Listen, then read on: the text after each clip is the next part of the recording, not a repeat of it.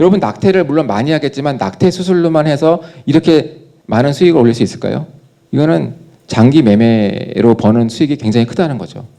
그리고 심지어 이 단체들은 자기네들의 기득권을 유지하기 위해서 적극적으로 로비 활동을 하고 있습니다.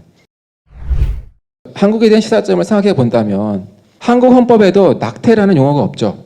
근데 이거를 기본권으로 명시한 조항이 없는데도 불구하고 낙태권으로 인정할 수 있느냐? 아주 근본적인 문제를 저희가 생각해 봐야 됩니다.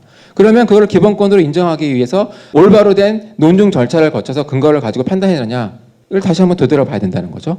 두 번째, 낙태도 한국에서 마찬가지로 아주 오랜 역사와 전통을 가지고 금지해왔죠. 심지어 2012년도에 합헌 판결도 내려졌습니다.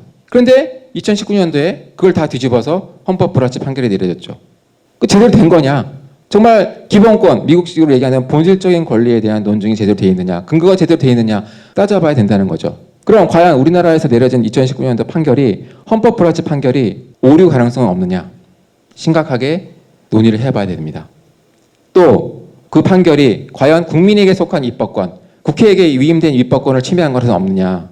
왜냐하면 그 헌법 불합치 판결을 보면은 미국하고 유사하게 3분기 말도 나오고요. 또 독재 생존 기준이라는 말도 나오죠. 그것이 과연 사법부에서 정할 수 있는 사안이라는 거냐? 한번 저희가 심각하게 고민을 해봐야 된다고 생각을 합니다. 그리고 혹시나 사법 적국주의는 아니냐? 삼법 분립 위반은 아니냐?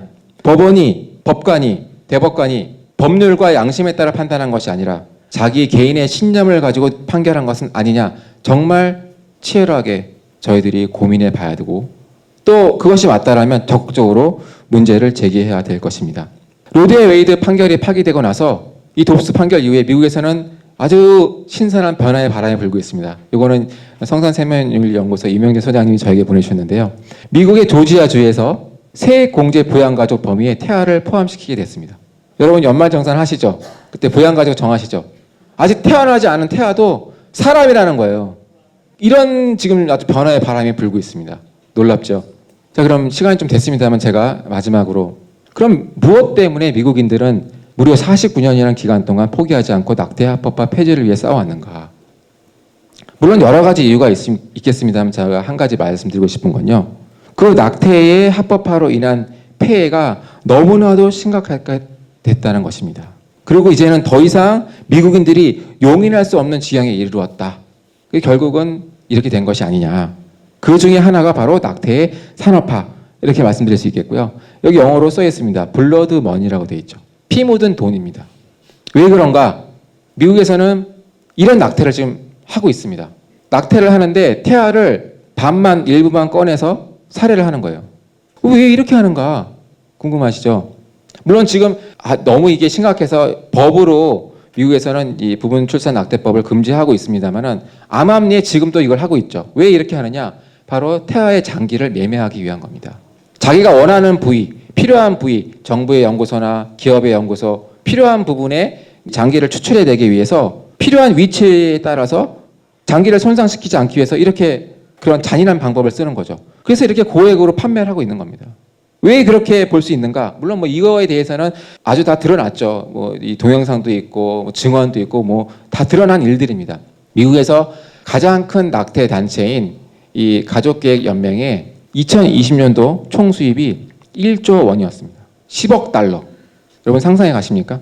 제가 어제 찾아보니까 작년에 우리나라 기업 중에서 1조 이상을 달성한 매출이 1조 이상을 달성한 1조 클럽 기업이 229개였습니다. 그밖에 안 됐죠. 이 단체는 기업도 아니에요. 회사도 아니에요. 그럼 이 단체가 어떻게 이렇게 어마어마한 수익을 올릴 수 있는가?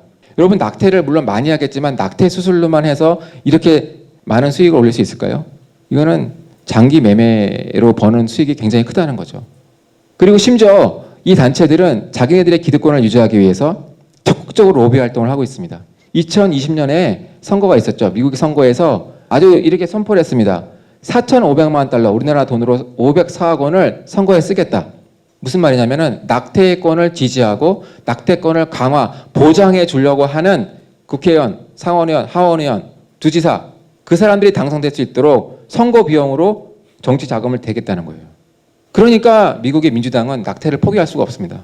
어마어마한 정치 자금이 들어오는데 그걸 포기할 수 있겠어요?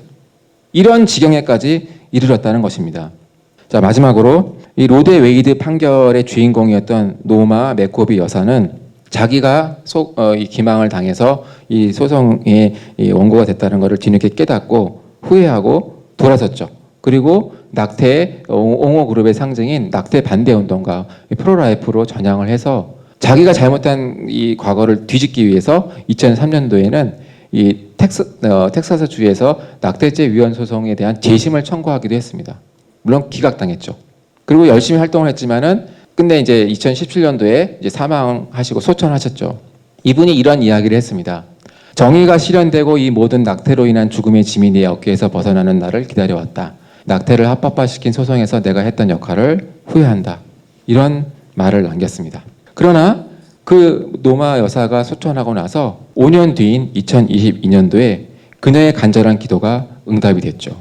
하나님께 한 기도는 절대 사라지지 않고 그 기도를 한 사람이 소천돼도 응답될 수 있다. 정말 이걸 저는 깨닫게 됐습니다. 마지막으로 제 강의를 준비하면서 이 성경 구절이 떠올랐습니다. 같이 한번 읽어보겠습니다. 눈물을 흘리며 씨를 뿌리는 자는 기쁨으로 거두리로다. 아멘. 우리 한국도 미국인들과 같이 눈물을 흘리며 씨를 뿌리면 반드시 하나님의 때에 하나님의 이 방법으로 이와 말씀과 같이 기쁨으로 열매를 거두게 하실 줄 믿습니다. 감사합니다. 마치겠습니다.